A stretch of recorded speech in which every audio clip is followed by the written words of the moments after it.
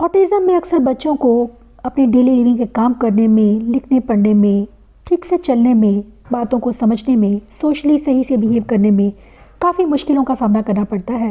Doctors अक्सर बच्चों को ओटी सजेस्ट करते हैं। उसके कई कारण हैं, क्योंकि ओटी उन सभी एरियाज़ को टारगेट करता है जो बच्चों को इंडिपेंडेंट होने में हेल्प करते हैं। हेलो, मैं हूं हरप्रीत। आज हम बात करेंगे ऑक्यूपेशनल थेरेपी के बारे में। ऑक्यूपेशनल थेरेपी क्यों इम्पॉर्टेंट है ऑटिज़म में बच्चों के लिए, और कौन सी वो इंटरवेंशन स्ट्रेटजीज़ हैं जो यूज़ की जाती हैं ऑटिज़म में बच्चों के साथ में। ऐसी इफेक्टिव स्ट्रेटजीज़ जो कि बच्चों की नीड्स को ध्यान में रखकर डिज़ाइन की जाती हैं कि बच्चे को क्या हमें देना चाहिए जिससे कि मैक्सिमम हमें आउटकम मिले, मैक्सिमम ऑप्टिमम रिजल्ट्स मिले।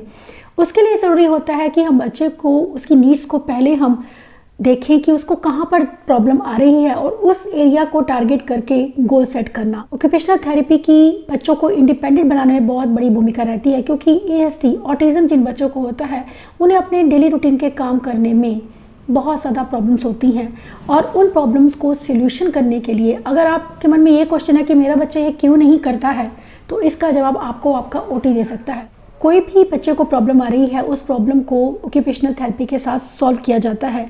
यहाँ मैं बात करूँगी सबसे पहले सेल्फ हेल्प स्किल्स की। बच्चों को अक्सर सेल्फ हेल्प स्किल्स में प्रॉब्लम होती है, क्योंकि बच्चों को अपने डेली रूटीन काम करने में, डेली रूटीन के काम के लिए हमें एक कोऑर्डिनेशन चाहिए। मोटर कोऑर्डिनेशन की यहाँ मैं बात करूँगी, या मैं बात करूँ फाइन मोटर स्किल्स की, या फिर आई हैंड कोऑर्डिनेशन की। अगर बच्चे को बटन भी लगाना है उसके लिए बच्चे को आई हैंड कोऑर्डिनेशन चाहिए, उसको बायलेटरल कोऑर्डिनेशन चाहिए। इसके साथ बच्चे के फाइन मोटर की बच्चा बटन को पकड़ सके। कई बार बच्चों में ये स्किल्स भी लैक होती हैं, तो ये हम सब चीज़ें टारगेट करते हैं ऑक्यूपेशनल थेरेपी में। अगर आपको लगता है कि आपका बच्चा एज के हिसाब से वो चीज़ें नहीं सीख पा रहा है, उसे बटन को पकड़ने में, छोटी चीज़ों को पकड़ने में, उसे छोड़ने में, या सिंपल हैंड एक्टिविटीज़ करने में भी उसको प्रॉब्लम होती है, तो ज़रूरी है उसको ऑक्यूपेशनल थेरेपी देना। इसके साथ ही ज़रूरी होता है बच्चों को डेली रूटीन की और एक्टिविटीज़। अगर मैं यहाँ पर ड्रेसिंग की भी बात करूँ, या मैं बात करूँ बच्चों को नहाना है, बच्चे को ब्रश करना है, इसमें भी आपको ऑक्यूपेशनल थेरेपी हेल्प करती है। बच्चों को ये सब चीज़ें सिखाने में, उनकी कोई डिफ़िकल्टी है किसी भी काम को करने में, तो उसे ऑक्यूपेशनल थेरेपी में टारगेट किया जाता है ताकि बच्चों की डिफ़िकल्टीज़ को कम किया जाए और बच्चों को ज़्यादा से ज़्यादा इंडिपेंडेंट बनाया जाए। एएसडी बच्चों को अक्सर बायलेटरल कोऑर्डिनेशन में प्रॉब्लम होती है। बायलेटरल कोऑर्डिनेशन का मतलब होता है बॉडी की दोनों साइड्स को एक काम के लिए यूज़ करना, लेकिन अक्सर बच्चे ये नहीं कर पाते हैं, जिसका असर उनके फाइन मोटर और ग्रॉस मोटर स्किल्स में साफ दिखता है। बच्चे क्लमज़ी दिखते हैं, उनकी चाल में फ़र्क रहता है, और बच्चे फाइन मोटर काम अच्छे से कर नहीं पाते हैं, जिसका असर उनके एकेडमिक परफॉर्मेंस पर भी पड़ता है। ये सभी एक्टिविटीज़ आप घर पर बच्चों को ज़रूर करवाइए। अगर आपको लगता है कि आपका बच्चा बॉडी के एक पार्ट को ज़्यादा यूज़ करता है, बॉडी के दोनों हिस्सों को एक साथ यूज़ नहीं कर पाता है, ये सिंपल सी एक्टिविटीज़ हैं। इन्हें घर पर काम करके आप बच्चों के बायलेटरल कोऑर्डिनेशन पर इजीली काम कर सकते हैं। चीज़ होती है बच्चों के फाइन मोटर डिफ़िकल्टीज़, उनको टारगेट किया जाता है। फाइन मोटर डिफ़िकल्टीज़ में ऐसी बहुत सी चीज़ें होती हैं। यहाँ अगेन मैं बात करूँगी कि बच्चे को पेंसिल को पकड़ने में प्रॉब्लम है, क्योंकि एकेडमिक के लिए बच्चों को ज़्यादातर पेरेंट्स का ये होता है कि बच्चे को स्कूल भेजना है। अगर बच्चे को हमें स्कूल भेजना है तो उसके लिए बच्चे को हमें प्रिपेयर करना ज़रूरी है कि बच्चा कम से कम घर पर, चाहे आप घर पर ही कीजिए, क्योंकि ये जो ऑक्यूपेशनल थेरेपी की एक्टिविटीज़ मैं आपके साथ शेयर कर रही हूँ, आप घर पर भी बच्चों को ईजिली करवा सकते हैं। इसमें हम बच्चे को, आपको सिंपल वेज में बच्चे को आप ऑक्यूपेशनल थेरेपी देंगे ताकि बच्चों की फाइन मोटर डिफ़िकल्टीज़ को कम किया जा सके।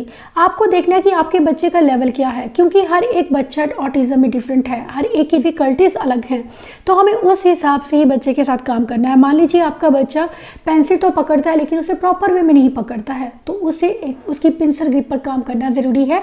और अगर आपका बच्चा, उसको फिंगर आइसोलेशन में प्रॉब्लम है, या अपनी 3 फिंगर्स को ट्राइपॉड ग्रिप जिसे हम कहते हैं वो नहीं बना पाता है, तो हमें उस पर काम करना है, जिसे हम पेंसिल ग्रिप भी कहते हैं। या फिर कुछ बच्चे बिल्कुल भी पेंसिल नहीं पकड़ते हैं, बच्चों को पेंसिल की टेक्सचर से, बच्चों को पेंसिल के साइज से प्रॉब्लम हो सकती है। हमें इन डिफ़िकल्टीज़ को समझने की ज़रूरत है, और ज़रूरत है कि बच्चों को हम ये चीज़ें इंट्रोड्यूस करें। और हम ये कभी गलती नहीं करेंगे कि हम बच्चे को पहले पेपर और पेंसिल देंगे। हम बच्चे को घर पर ही, अगर हमें लगता है कि हमारा बच्चा पेंसिल भी नहीं पकड़ना चाहता है, तो उसे राइटिंग की उम्मीद करना हम गलत करेंगे। हम बच्चे को पहले वो एक्टिविटीज़ देंगे जिससे कि हमारा बच्चा पेंसिल को पकड़ने के लिए प्रिपेयर हो सके, उसके वो स्किल्स डेवलप हो सकें जो उसको लिखने के लिए ज़रूरी है, पेंसिल को पकड़ने के लिए ज़रूरी है। ऑटिज़म में अक्सर बच्चों को फाइन मोटर डिफ़िकल्टीज़ होती हैं। मोटर स्किल्स उनका एक डिफ़िकल्ट एरिया रहता है जिसका असर उनके क्रॉस और फाइन मोटर स्किल्स पर होता है। फाइन मोटर का मतलब होता है हमारे हाथों, पैरों और मुंह की वो छोटी मसल्स जिनका प्रयोग हम करते हैं अपने डेली रूटीन के काम करने में। लिखना या फिर बटनिंग करना, जिपिंग करना, किसी चीज़ को पकड़ना या फिर शूलेस को बांधना, सीजर का प्रयोग करना या अपनी दिन भर के काम करना, उनके लिए बच्चों को फाइन मोटर स्किल्स की ज़रूरत होती है जो अक्सर बच्चों में अंडर डेवलप्ड रहते हैं और घर पर आप बच्चों को ओटी देकर इन स्किल्स पर काम कर सकते हैं। साथ ही कुछ बच्चों को पेपर पर प्रेशर डालने में, राइटिंग स्किल्स में, आई हैंड कोऑर्डिनेशन में प्रॉब्लम है, लाइन से बाहर लिखते हैं या बच्चे पेंसिल से लिखना ही चाहते हैं, लाइन की अवेयरनेस नहीं है, कुछ बहुत बड़ा लिखते हैं, कुछ बहुत छोटा लिखते हैं। इन सभी स्किल्स को ऑक्यूपेशनल थेरेपी में टारगेट किया जाता है। अगर आपका बच्चा पेपर पेंसिल पर के साथ काम नहीं करना चाहता है तो आप फ्लोर पर ही उसे कुछ दिन ड्रॉ करने के लिए दे सकते हैं या कुछ ऐसी हैंड राइटिंग एक्टिविटीज़ जिसे हम पेंसिल कंट्रोल एक्टिविटीज़ कहते हैं, क्योंकि कुछ बच्चों को लाइन अवेयरनेस नहीं होती है या फिर बच्चे लाइन से बाहर लिखते हैं, सही साइज़ में नहीं लिखते हैं। मोटे क्रेयॉन्स को यूज़ किया जा सकता है, छोटे क्रेयॉन्स को यूज़ कीजिए ताकि बच्चे से इजीली पकड़ पाएँ, क्योंकि कुछ बच्चों को टैक्टाइल सेंसिटिविटी होती है या बच्चों को फाइन मोटर डिफ़िकल्टीज़ होते हैं जिस वजह से बच्चे पेंसिल को पकड़ना नहीं चाहते हैं, या कुछ ऐसी एक्टिविटी जिससे बच्चे को बाउंड्री बनानी है बिना टच किए। ये बहुत ही अच्छी एक्टिविटी है बच्चों के लाइन अवेयरनेस पर काम करने। साथ ही कुछ बच्चों को शू टाई में प्रॉब्लम होती है, जैसे कि लेसिस को पकड़ना है, नॉट लगानी है, उसके लिए भी बच्चों को काफ़ी ज़्यादा प्रॉब्लम हो सकती है। शू लेसिंग की ज़्यादातर उनको वेलक्रो वाले शूज़ सजेस्ट किए जाते हैं ऑटिज़म में बच्चों को, क्योंकि अक्सर बच्चों को इस एक एरिया में बहुत डिफ़िकल्टी रहती है। तो हम पर कुछ ऐसी एक्टिविटीज़ बच्चों के लिए बना सकते हैं जिससे हम बच्चों की इन स्किल्स पर वर्क कर सकें।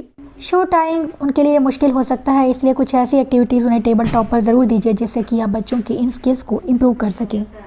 नेक्स्ट जो चीज़ होती है वो है कि अगर आपका बच्चा बिल्कुल बैठता ही नहीं है, अगर स्पेशली ASD बच्चे, ऑटिज़म में बच्चे बहुत ज़्यादा हाइपर एक्टिव होते हैं। ज़्यादातर बच्चे मैं देखती हूँ कि वो बहुत हाइपर एक्टिव होते हैं, बैठना तो बिल्कुल नहीं ही चाहते हैं। अगर उन्हें सिखाना बहुत मुश्किल हो जाता है जब उनको बैठने को लेकर समस्या है, लगातार वो इधर उधर दौड़ते हैं और वजह होती है बच्चों में सेंसेशंस। उन्हें भी हम ऑक्यूपेशनल थेरेपी के थ्रू टारगेट करते हैं ताकि हम बच्चों की इन डिफ़िकल्टीज़ को कम कर सकें, क्योंकि सेंसरी सिस्टम का इम्बैलेंस बच्चों की डेली रूटीन की एक्टिविटी करने में उन्हें बहुत बड़ी प्रॉब्लम्स ला सकता है। और हम सेंसरी सिस्टम अगर बच्चे का इम्बैलेंस है तो बच्चे लगातार कुछ ना कुछ बिहेवियर्स में इन्वॉल्व रहते हैं। या मैं बात करूंगी कि सेंसरी सीकिंग बच्चों को बिहेवियर्स होते हैं या फिर सेंसरी अवॉइडिंग बिहेवियर्स होते हैं। दोनों ही तरह के बिहेवियर्स बच्चों की लाइफ को अफेक्ट करते हैं और हमें बच्चे को अगर इंडिपेंडेंट बनाना है तो इन बिहेवियर्स को टारगेट करना ज़रूरी है। ऑटिज़म में अक्सर बच्चों को टेस्ट, स्मेल, सुनने या फिर देखने में प्रॉब्लम हो सकती है। उनका सेंसरी सिस्टम इम्बैलेंस हो सकता है जिस वजह से उनमें कुछ सेंसरी बिहेवियर्स आ जाते हैं जिन्हें हम स्टिमिंग भी कहते हैं, या फिर कुछ प्रॉब्लम बिहेवियर्स आना। इन चीज़ों के लिए ज़रूरी है कि बच्चों की सेंसेस को इंटीग्रेट किया जाए, उन्हें सेंसरी इंटीग्रेशन थेरेपी दी जाए। सेंसरी इंटीग्रेशन थेरेपी में आप बच्चों की उन डिफ़िकल्टीज़ पर काम करते हैं जो बिहेवियर की वजह बन सकते हैं। बच्चों के लिए एक्टिविटीज़ बच्चों के हिसाब से, उनकी नीड्स के हिसाब से डिज़ाइन की जानी चाहिए और यह बहुत ज़रूरी है। अगर हमारे बच्चे को टैक्टाइल सेंसिटिविटी है तो बच्चे को डीप प्रेशर दिया जा सकता है। बच्चा हाइपर है, उसे डीप प्रेशर की एक्टिविटीज़ दी जा सकती हैं। अगर आपका बच्चा चीज़ों को सीख करता है, ज़्यादा से ज़्यादा इनपुट लेने की कोशिश करता है टैक्टाइल को, तो उसे ज़्यादा से ज़्यादा हम टैक्टाइल एक्टिविटीज़ दे सकते हैं जिससे कि बच्चों की टैक्टाइल नीड्स को पूरा किया जा सके। हमें बच्चे की नीड्स को देखना है। अगर बच्चा लगातार दौड़ता है तो उसे कुछ वेस्टिबुलर एक्टिविटीज़, रिसेप्टिव एक्टिविटीज़ देना ज़रूरी है जिससे कि बच्चों की ना सिर्फ उनको उनकी एनर्जी बर्निंग हो बल्कि बच्चों को वो इनपुट भी मिले जो उन्हें चाहिए। कुछ बच्चों को ऑडिटरी इश्यूज होते हैं तो उनके लिए बच्चों को हेडफोन दिया जा सकता है। जिन बच्चों को नॉइस से स्पेशली प्रॉब्लम है, नॉइस कैंसलिंग हेडफोन दिए जा सकते हैं या फिर बच्चों को कामिंग म्यूजिक भी दिया जा सकता है। अगर बच्चा आपका शांत नहीं होता है, कुछ बच्चे म्यूजिक के साथ बहुत जल्दी शांत होते हैं, हाइपर, हमें देखने की ज़रूरत है कि हमारे बच्चे को कौन सी चीज़ जो है वो अफेक्ट कर रही है, एडवर्सली कौन सी चीज़ें अफेक्ट कर रही हैं, कौन सी चीज़ें हैं जो उसे ध्यान देने में हेल्प करती हैं। हम उन चीज़ों को समझकर बच्चे के साथ काम करेंगे, क्योंकि कोई एक फिक्स्ड स्ट्रेटजी नहीं है ऑटिज़म में बच्चों के साथ काम करने में। बच्चों के लिए सेंसरी डाइट को प्लान करने के लिए बहुत ज़रूरी है बच्चों की नीड्स को समझना और उसके अकॉर्डिंग ही प्लान बनाना। सेंसरी डाइट का मतलब उन एक्टिविटीज़ से है जो बच्चों की स्पेशल नीड्स को समझकर उन्हें करवाई जाती हैं। उन्हें ओटी के थ्रू सेंसरी डाइट देना बहुत ज़रूरी है ताकि बच्चों में सेंसरी इश्यूज़ को रिजॉल्व किया जा सके। नेक्स्ट है विजुअल मोटर स्किल्स। बच्चों को विजुअल चीज़ों, विजुअल परसेप्शन में बहुत प्रॉब्लम होती है। विजुअल ट्रैकिंग की मैं बात करूँ या विजुअल क्लोजर की बात करूँ, कुछ ऐसी एक्टिविटीज़ जिससे बच्चों की विजुअल अटेंशन पर काम किया जा सके बहुत ज़रूरी है ताकि बच्चों को चीज़ों की समझ आनी शुरू हो, क्योंकि बच्चे ध्यान ही नहीं देते हैं, इस वजह से वो सीख नहीं पाते हैं। कंसंट्रेशन कम होने की वजह से अक्सर बच्चों को ये प्रॉब्लम होती है कि बच्चे चीज़ों को ध्यान नहीं देते हैं। उन्हें कुछ ऐसी एक्टिविटीज़ दे सकते हैं जिससे कि हम बच्चों के विजुअल स्किल्स को इम्प्रूव कर सकें। ऑटिज्म में अक्सर बच्चों का विजुअल सिस्टम अफेक्ट होता है जिसका असर बच्चों के बिहेवियर्स पर भी होता है। बच्चों को विजुअल प्रोसेसिंग में डिफिकल्टीज होने की वजह से बच्चों का एकेडमिक परफॉर्मेंस अफेक्ट होता है। ज़रूरी है बच्चों को शांत रखने के लिए उन्हें काम डाउन बॉटल देना, काम डाउन विजुअल्स देना, इसके साथ ही उन्हें कुछ ऐसी एक्टिविटीज़ कराना जिससे उनकी विजुअल प्रोसेसिंग को इम्प्रूव किया जा सके, क्योंकि बच्चों को रीडिंग राइटिंग के लिए अपने डेली रूटीन के काम के लिए प्रोसेसिंग की ज़रूरत होती है। और जब बच्चों में कंसंट्रेशन की कमी होने की वजह से बच्चों में अक्सर इन स्किल में प्रॉब्लम हो सकती है। आपको ये एक्टिविटीज़ मेरी मैगजीन में मिल जाएंगी, उन्हें आप यूज़ कीजिए घर पर बच्चों के इन स्किल्स को इम्प्रूव करने में। कुछ बच्चों को विजुअल इश्यूज होते हैं, लगातार विजुअल स्ट्रीमिंग में इन्वॉल्व रहते हैं, या कुछ बच्चे बिल्कुल भी लाइट नहीं चाहते हैं, अंधेरे में वो काम रहते हैं, शांत रहते हैं। तो हमें अपने बच्चे को समझना है कि कहीं तेज़ लाइट से हमारा बच्चा हाइपर तो नहीं हो रहा। अगर आपको ऐसा कुछ लगता है तो आप लाइट्स को डिम रखेंगे, इससे भी आपको काफ़ी हेल्प मिलेगी। इसके साथ बच्चों को कामिंग विजुअल्स देना, अगर आपका बच्चा बहुत हाइपर एक्टिव है तो रात को सोने से पहले उसे कामिंग विजुअल्स देना बहुत ही अच्छा वर्क करता है। या फिर बच्चे के लिए आप सेंसरी बॉटल्स बना सकते हैं। सेंसरी बॉटल्स ना सिर्फ हेल्प करती हैं बच्चों को शांत करने में, बल्कि उनके एंग्जाइटी के इश्यूज़ को, उनके स्ट्रेस लेवल को रिड्यूस करने में भी काफ़ी हेल्प करती है। स्टीमिंग और उनकी हाइपर एक्टिविटी को कम करने के लिए बच्चों को कुछ काम डाउन बॉटल्स दी जा सकती हैं। बनाना बहुत आसान है, घर पर ही आप इसे इजीली बना सकते हैं। थोड़ा ग्लिटर रैपर्स ऐड कर सकते हैं और उसे शेक कीजिए, उसे दीजिए।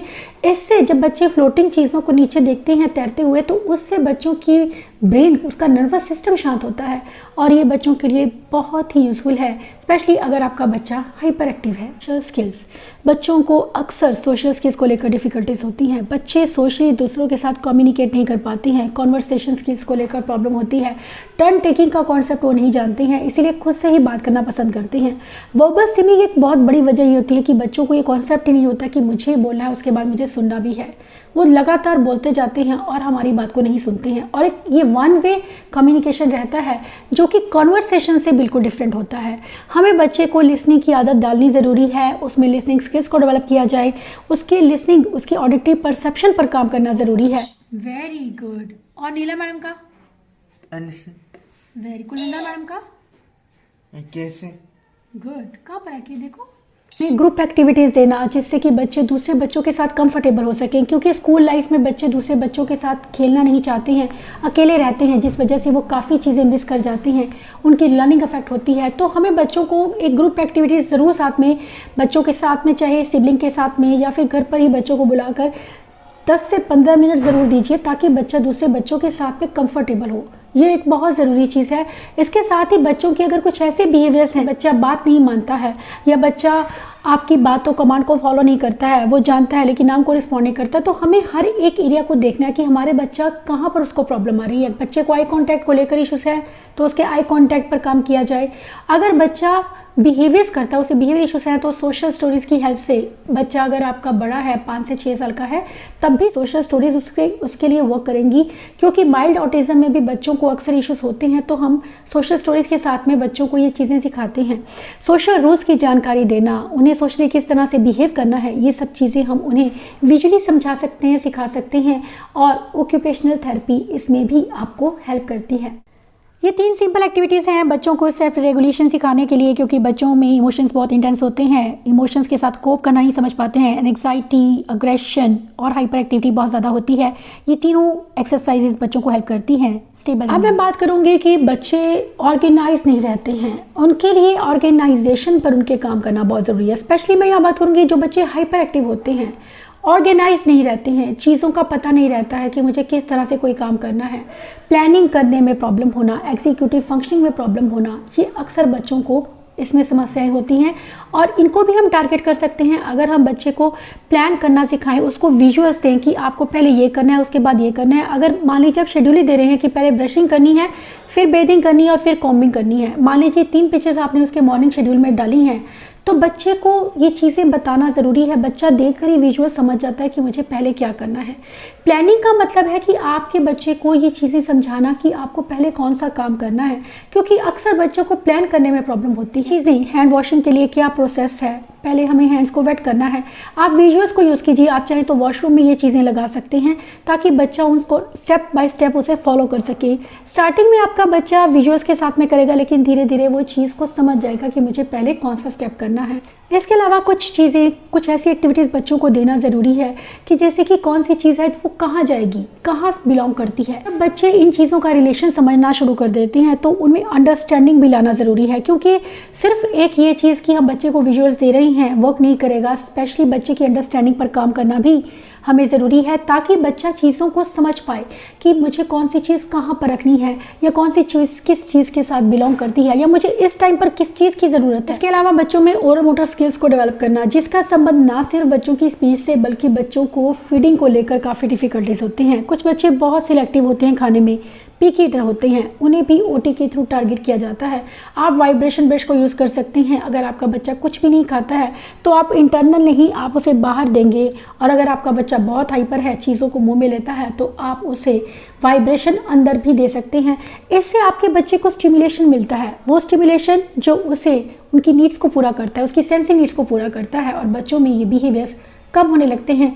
बच्चे हर चीज़ खाना शुरू करेंगे, बच्चे मुँह में चीज़ों को लेना बंद कर देंगे। बच्चों को ओरल मोटर थेरेपी ज़रूर दीजिए। अगर आपके बच्चे को ओरल मोटर को लेकर इश्यूज हैं या बच्चे को स्पीच को लेकर प्रॉब्लम है, वाइब्रेशन ब्रश को दिन में 2 बार यूज़ करना, आउटर या इनर, या उनकी टंग पर काम करना, उनकी चीक्स और जा को मसाज करना, या फिर वाइब्रेशन ब्रश के साथ में आउटर एरिया पर मसाज देना, ये सभी थेरेपीज़ बच्चों के लिए बहुत यूज़फुल हैं उनकी स्पीच के लिए, उनके ओरल मोटर सिस्टम को बैलेंस करने के लिए। और ये चीज़ें अगर बच्चों के बिहेवियर ठीक होते हैं तो बच्चों में स्पीच के चांसेस अपने आप बढ़ जाते हैं। कुछ बच्चों को च्यू करने में, फूड को च्यू करने में प्रॉब्लम होती है, या कुछ बच्चों को स्पून मुंह में लेने में प्रॉब्लम होती है।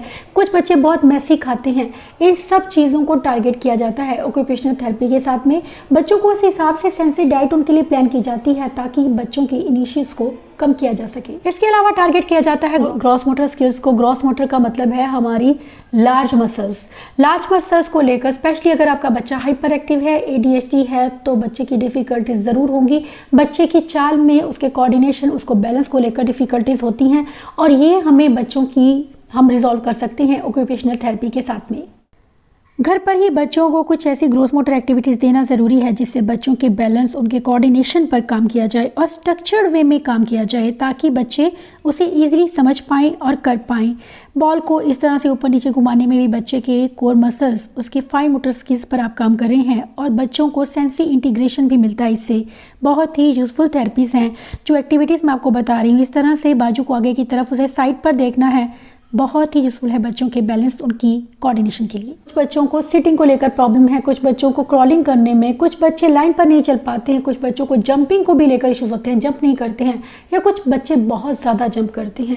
हमें इन चीज़ों को समझने की ज़रूरत है कि हमारे बच्चे को किस एरिया में प्रॉब्लम है। कि मोबिलिटी को लेकर बच्चों को इश्यूज हो सकते हैं, बच्चे या तो बहुत तेज़ भागते हैं, या बच्चों का कोऑर्डिनेशन बैलेंस वीक होता है, बच्चे खड़े होकर कपड़े नहीं पहन पाते हैं, बच्चों को एक टांग में खड़े होने में प्रॉब्लम होती है। इसे हम कहते हैं कि बच्चों के बैलेंस को लेकर प्रॉब्लम है, और ये एक बहुत बड़ी समस्या है। हमें इसका सीधा संबंध हमारे बच्चों के ब्रेन की फंक्शनिंग के साथ में है, और इन्हें हमें ज़रूर ऐड करना है। तो ओटी हमारे बच्चों की लाइफ में उसका कितना इंपॉर्टेंट रोल है, आप इस वीडियो के साथ समझ गए होंगे। ये वीडियो आपको डेफिनेटली हेल्प करेगा घर पर ही बच्चों को ओटी देने में। Thanks for watching.